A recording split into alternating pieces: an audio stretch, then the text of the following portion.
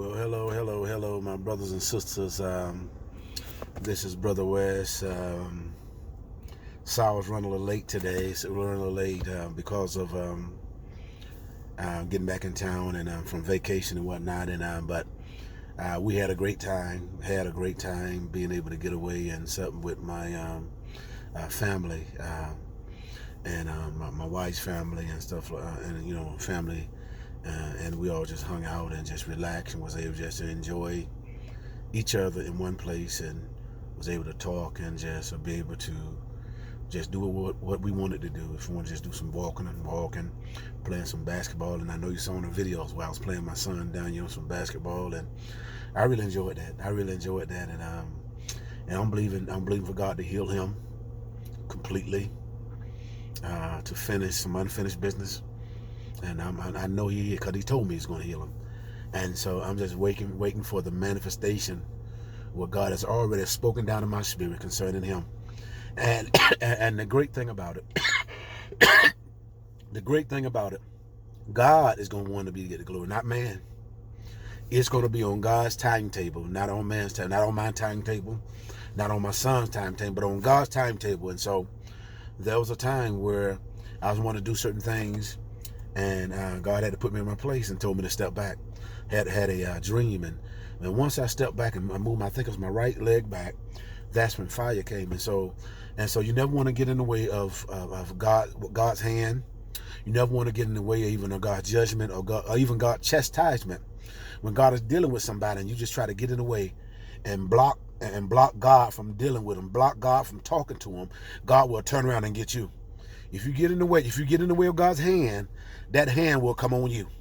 You need to know when you get in the way of God's plan, his plan will turn on you.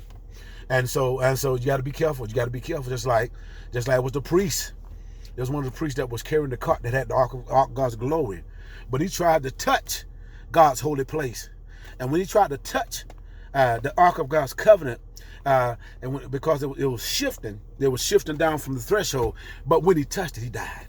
And so you have to be careful. When God say no, you need to listen to no. You need to listen. But this is what I want to say. The enemy, he's so much after our triggers. He's after our triggers. He's after my triggers. Because the crazy thing about it, once we got back, the moment we got back, I got a note on the door. I got a note on the door threatening to evict me, to evict us, when something we didn't do. It was something that was, it was a mistake. That wasn't our mistake, the whole mistake. So, but now we're facing an eviction letter. But God fixed it. God is fixing it.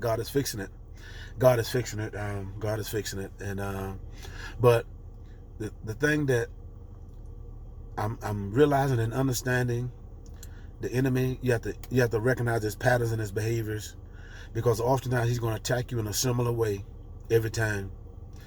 But the setup, the prelude of the attack, because there's going to be something that's going to set you off before, or something, a person, a personality, a word, something that's going to come, and the enemy knows what it is that's going to get in your way, and that's going to pull something out of you.